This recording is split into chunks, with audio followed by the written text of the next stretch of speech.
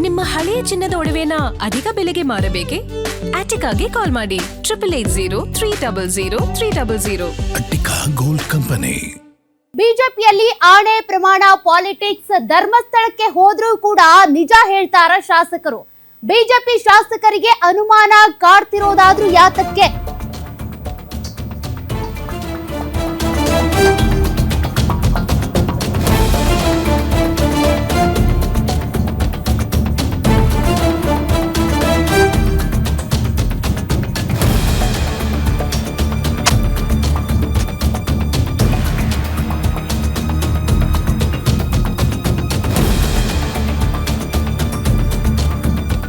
ಮೋಸ ಮಾಡಿದವರು ಮಂಜುನಾಥನ ಸನ್ನಿಧಿಯಲ್ಲಿ ಒಪ್ಪಿಕೊಳ್ತಾರ? ಬಿಜೆಪಿ ಅಭ್ಯರ್ಥಿಗೆ ಮೋಸ ಮಾಡಿದವರ ಸುಳಿವು ಸಿಕ್ಕಿದೆ. ಫ್ರೀಯಾಗಿ ಯಾರು ವೋಟ್ ಮಾಡಿಲ್ಲ, ದುಡ್ಡು ತಗೊಂಡಿದ್ದಾರೆ. ಕಳ್ಳರನ್ನ ಯಾವುದೇ ಕಾರಣಕ್ಕೂ ಬಿಡಲ್ಲ, ಅವರನ್ನ ಬಲಿ ಹಾಕ್ತೀವಿ. ಹಲವರು ಧರ್ಮಸ್ಥಳವನ್ನ ರಾಜಕೀಯವಾಗಿ ಬಳಸೋದು ಬೇಡ ಅಂತಿದ್ದಾರೆ. ಈ ಬಗ್ಗೆ ದೆಹಲಿಯಲ್ಲಿ ವಿಜಯೇಂದ್ರ ಜೊತೆ ಮಾತನಾಡ್ತೀನಿ. ವರಿಷ್ಠರ ಜೊತೆ ನಾಳೆ ಚರ್ಚಿಸಿ ಮುಂದಿನ ತೀರ್ಮಾನ. ಬೆಂಗಳೂರಿನಲ್ಲಿ ವಿಪಕ್ಷ ನಾಯಕ ಆರ್ ಅಶೋಕ್ ಹೇಳಿಕೆ ಕೊಟ್ಟಿದ್ದಾರೆ. ಹಾಗಾದ್ರೆ ಬಿಜೆಪಿಯಲ್ಲೇ ಕೆಲವರಿಗೆ ಅಸಮಾಧಾನ ಇದೆ. ಅದರಲ್ಲೂ ಕೂಡ ಧರ್ಮಸ್ಥಳಕ್ಕೆ ಹೋಗಿ ಆಣೆ ಪ್ರಮಾಣ ಮಾಡೋದ್ರ ಬಗ್ಗೆನೂ ಕೆಲವರು ವಿರೋಧ ಇದೆ. ಅದರಲ್ಲಿ ಈಗ ಆರ್ ಅಶೋಕ್ ಅವರು ಪ್ರತಿಕ್ರಿಯೆ ಕೊಟ್ಟಿದ್ದಾರೆ.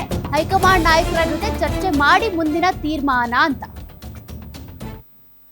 12 ಗಂಟೆಗೆ ರಾಷ್ಟ್ರೀಯ ಅಧ್ಯಕ್ಷರಿಗೆ ನಾವು ಅಪಾಯಿಂಟ್ಮೆಂಟ್ ಕೇಳಿದ್ರಿ. ಒಂದು 4 ದಿನದಿಂದ 12 ಗಂಟೆಗೆ ಅಪಾಯಿಂಟ್ಮೆಂಟ್ ಕೊಟ್ಟಿದ್ದಾರೆ.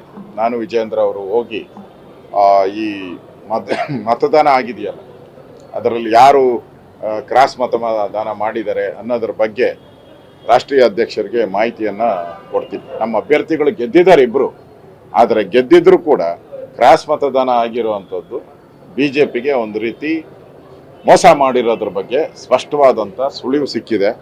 ಯಾರು ಮಾಡಿದ್ದಾರೆ ಅದು ಪತ್ತೆ ಹಚ್ಚಬೇಕಾಗಿದೆ. ಈಗಾಗಲೇ ಸಮಿತಿ ನೇಮಕ ಮಾಡಿದಿರಿ. ಅವರು ರಿಪೋರ್ಟ್ ಕೊಡ್ತಾರೆ, ಇವತ್ತು ಅಥವಾ ನಾಳೆಯಲ್ಲಿ ರಿಪೋರ್ಟ್ ಕೊಡ್ತಾರೆ. ಅದನ್ನು ಕೂಡ ಕೇಂದ್ರಕ್ಕೆ ಕಳಿಸ್ಕೊಂಡು ಡೌಟ್ಸ್ ಇದೆ, ಆದರೆ ಇನ್ನೂ ಕನ್ಫರ್ಮೇಷನ್ ಆಗಿಲ್ಲ. ಅದೆಲ್ಲ ಬೀದಿಗೆ ಬಂದೇ ಬರ್ತದೆ. ಇಷ್ಟೆಲ್ಲ ಮೋಸ ಮಾಡಿದವರು ಏನು ದುಡ್ಡು ತಗೊಂಡು ಓಸಿಯಾಗಿ ಏನು ವೋಟ್ ಮಾಡಿರ್ತಾರ? ಯಾರೋ ಕೆಲವ್ರು ಹೇಳ್ತಾ ಇದ್ದಾರಂತೆ, ಏನೋ ಅಭಿವೃದ್ಧಿಗೋಸ್ಕರ ದುಡ್ಡು ತಿಂದುಬಿಟ್ಟು ಚಂದಾಗಿ ಚಂದ ಕುದುರೆ ವ್ಯಾಪಾರ ಮಾಡ್ಕೊಂಡು ಅಭಿವೃದ್ಧಿಗೆ ಮಾಡ್ತೀರಿ.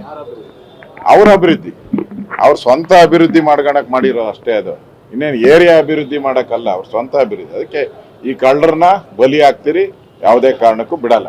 ಈಗಾಗಲೇ ಸುರೇಶ್ ಕುಮಾರ್ ನನ್ನ ಜೊತೆ ಫೋನ್ ಮಾಡಿ ಮಾತಾಡಿದ್ದಾರೆ. ನನಗೊಂದು ಪತ್ರನೂ ಕೂಡ ಕಳಿಸಿದ್ದಾರೆ. ನೆನ್ನೆ ಸದಾನಂದ ಗೌಡರು ಕೂಡ ನನ್ನ ಜೊತೆ ಮಾತಾಡಿದ್ದಾರೆ. ಮತ್ತೆ ಬೆಲ್ಲದ್ದವರು, ನಮ್ಮ ಉಪನಾಯಕರು ಪ್ರಹ್ಲಾದ್ ಜೋಶಿಯವರು ನನ್ನ ಜೊತೆ ಮಾತಾಡಿದ್ದಾರೆ. ಸೊ ಇದು ಒಳ್ಳೆ ಸಂಪ್ರದಾಯ ಅಲ್ಲ, ಇದೆಲ್ಲ ಬೇಡ ಅಂತ ಹೇಳಿದ್ದಾರೆ. ಸೊ ನಾನು ಕೂಡ ವಿಜಯೇಂದ್ರ ಅವರು ಇವತ್ತು ನನಗೆ ಸಿಗ್ತಾರೆ ದೆಹಲಿಯಲ್ಲಿ. ನಾನು ಅದನ್ನು ಮಾತಾಡ್ತೀನಿ. ಹಿರಿಯರ ಅಭಿಪ್ರಾಯ ತೆಗೆದುಕೊಂಡು